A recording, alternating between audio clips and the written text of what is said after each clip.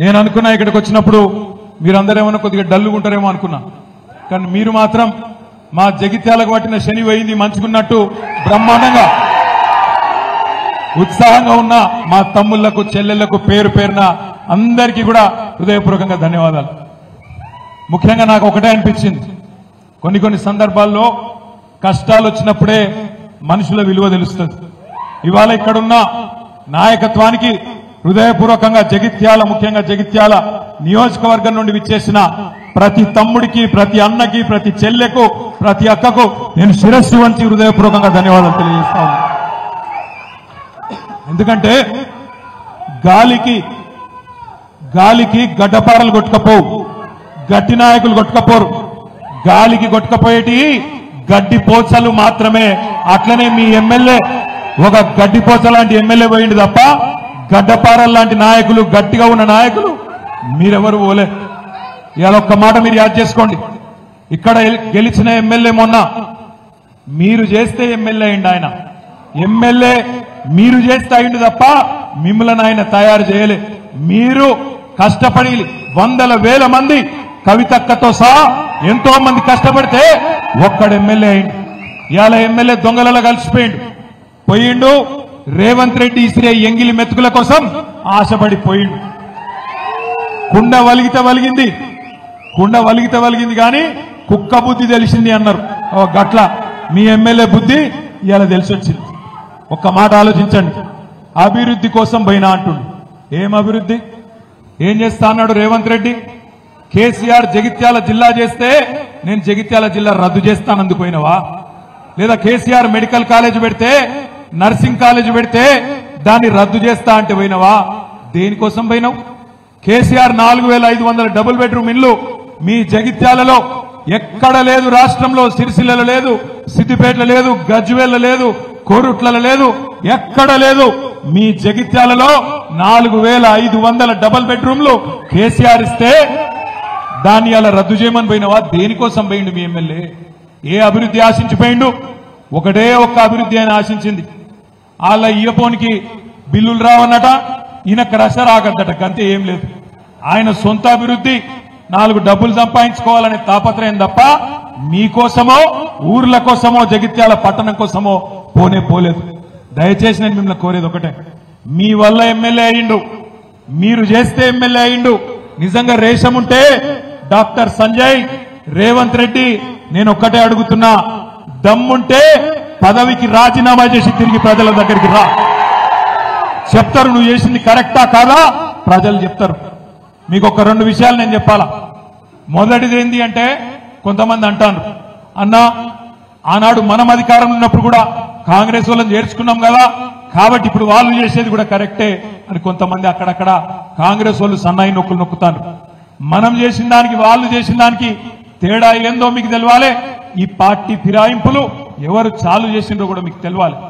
ఒక్కసారి దయచేసి గతంలో చూడండి, ఈ భారతదేశంలో ఆయారాం గయారాం అనే కల్చర్, అనే సంస్కృతి, ఆ విషబీజానికి ఆనాడు మొక్క దొడిగింది ఎప్పుడు అంటే, ఆనాడు కాంగ్రెస్ ప్రభుత్వం శ్రీమతి ఇందిరాగాంధీ గారు ప్రధానమంత్రిగా ఉన్నప్పుడే హర్యానా రాష్ట్రంలో ఏ ఎమ్మెల్యే గెలిచినా వాళ్ళని గుంజుకునే సంస్కృతికి శ్రీకారం చుట్టిందే కాంగ్రెస్ ప్రభుత్వం.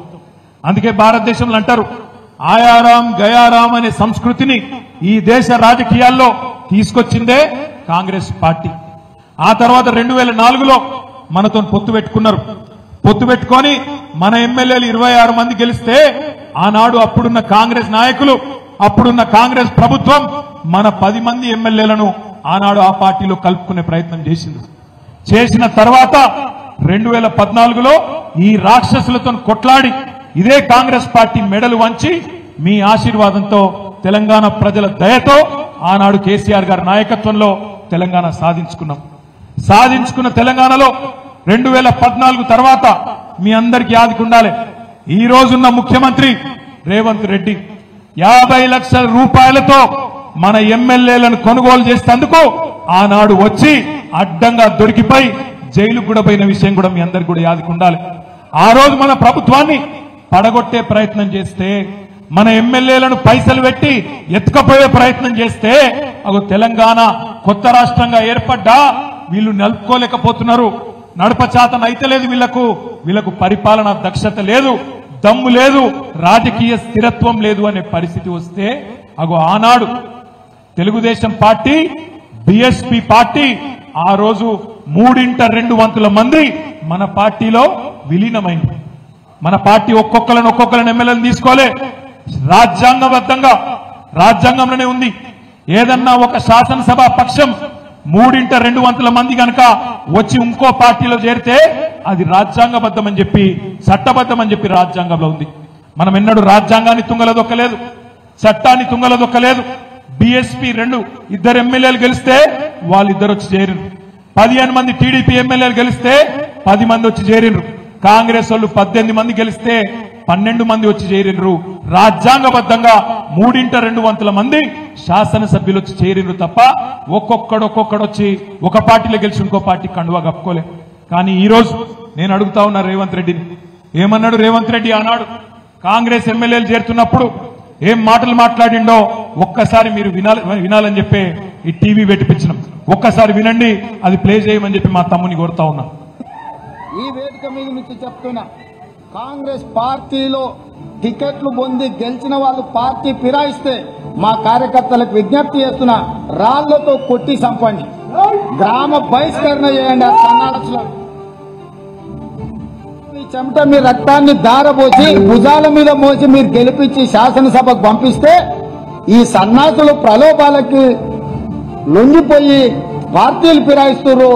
నేను కాంగ్రెస్ పార్టీ కార్యకర్తలకు ఒకటే విజ్ఞప్తి చేస్తున్నా, ఎవడైతే మన పార్టీ హస్తం గుర్తు మీద గెలుస్తాడో రాజీనామా చేయకుండా పార్టీ మారితే రాళ్లతో కొట్టండి, రాళ్లతో కొట్టి చంపండి. గ్రామాలలో అప్పుడప్పుడు చూస్తుంటాం, పిచ్చి కుక్కలు ఊర్లో స్వైర విహారం చేసి ప్రజల్ని కరిస్తే తరిమి రాళ్లతో కొట్టేట్లయితే చంపుతారో, కాంగ్రెస్ పార్టీ బీ ఫామ్ మీద గెలిచి రాజీనామా చేయకుండా పార్టీ ఫిరాయించిన వాళ్ళను రాళ్లల్లో ఊర్లలోకి వస్తే రాళ్లతో కొట్టండి అని చెప్పి నేను కాంగ్రెస్ పార్టీ కార్యకర్తలకు విజ్ఞప్తి చేస్తున్నా. మరి ఇప్పుడు మనం ఆలోచించాలా? ఇప్పుడు రేవంత్ రెడ్డి చెప్పాలా ఎవరు పిచ్చి కుక్క, మరి ఎవలను రాళ్లతో కొట్టి చంపాలా? ఒక పార్టీ బీఫామ్ మీద గెలిచినోడు ఇంకో పార్టీలకు పోతే మీ చెమటతో మీ రక్తంతో మీరు గెలిపిస్తే గెలిచినోడు ఇంకో పార్టీలకు ఫిరాయిస్తే ముఖ్యమంత్రి రేవంత్ రెడ్డి చెప్పిండు, ఏమన్నాడు? రాళ్లతోని కొట్టి చంపమన్నాడు. నేను అంటలేను, నా మీద కేసు పెట్టగలరు, ఆయన పేపర్ వాళ్ళు ఉల్టా రాశారు.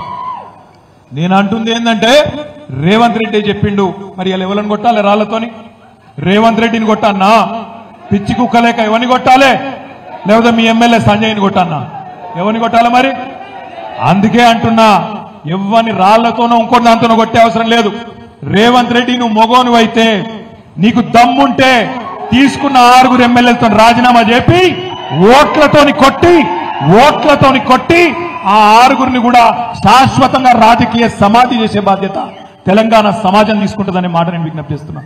రేవంత్ రెడ్డి రెగ్యులర్ గా అంటుంటాడు, మొగోనివైతే ఇది చేయి, మొగోనివైతే అది చేయి. నేను అంటున్నా, రేవంత్ రెడ్డి మొగోనివైతే ఆ 6 రాజీనామా చెప్పి ఎలక్షన్లకు రా, జగిత్యాలకు రా, జగిత్యాల ప్రజలు సమాధానం చెప్తారనే మాట నేను విజ్ఞప్తి చేస్తా ఉన్నా. ఇంకొక మాట, ఒక్క రేవంత్ రెడ్డే కాదు, కాంగ్రెస్ వాళ్ళందరూ మాట్లాడిన శుద్ధపూసలు లెక్క. ఇక వాళ్ళ అధ్యక్షుడు కాబోయే ప్రధానమంత్రి అట, ఇప్పుడు leader of opposition Rahul Gandhi, ఆయనే మాట్లాడిండు, అది కూడా పెడతాను. भाइयों बहनों, अदानी जी और मोदी जी एक हैं। यहां की जो सिंगरेनी की माइंस हैं उनको हम प्राइवेटाइज नहीं होने देंगे।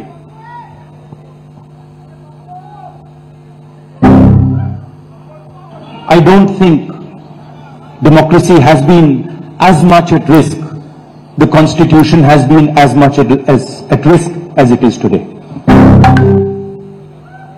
भाइयों बहनों, ఆయన ఏం చెప్పిండంటే, రాహుల్ గాంధీ గారు, నెక్స్ట్ ఆ జీవన్ రెడ్డి సాబ్ కూడా పెట్టవాలి.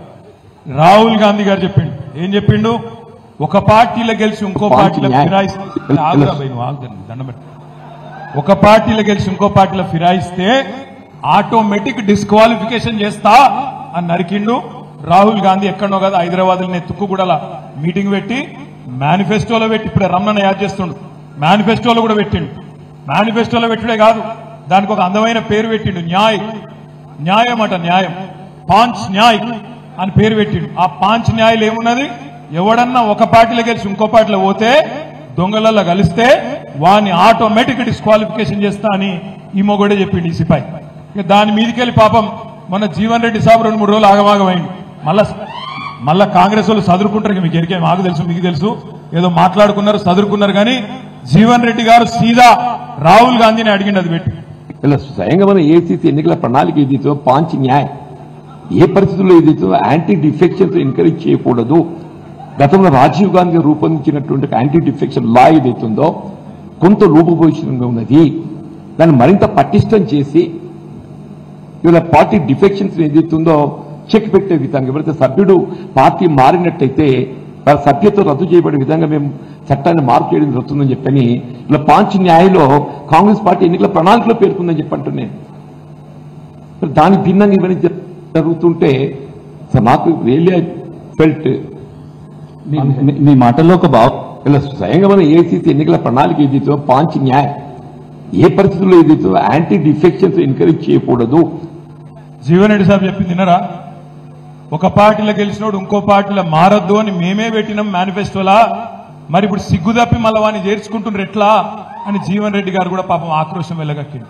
అందుకే నేను అంటున్నా, మరి జీవన్ రెడ్డి గారు చెప్తున్నాడు, రేవంత్ రెడ్డి గారు చెప్పిండు రాళ్లతో కొట్టండి, పిచ్చి కుక్కను కొట్టినట్టు కొట్టండి అని చెప్పిండు. ఇక జగిత్యాల ప్రజలు నిర్ణయం తీసుకోవాలి, ఏం చేయాలా, రేవంత్ రెడ్డి గారు చెప్పినట్టు చేయాలనా లేదా ఓట్లకు మళ్ళీ అడిగేతందుకు వస్తే ఉరికిచ్చి కొట్టాలనా, దయచేసి ఆలోచించమని చెప్పి నేను కోరుతా ఉన్నా.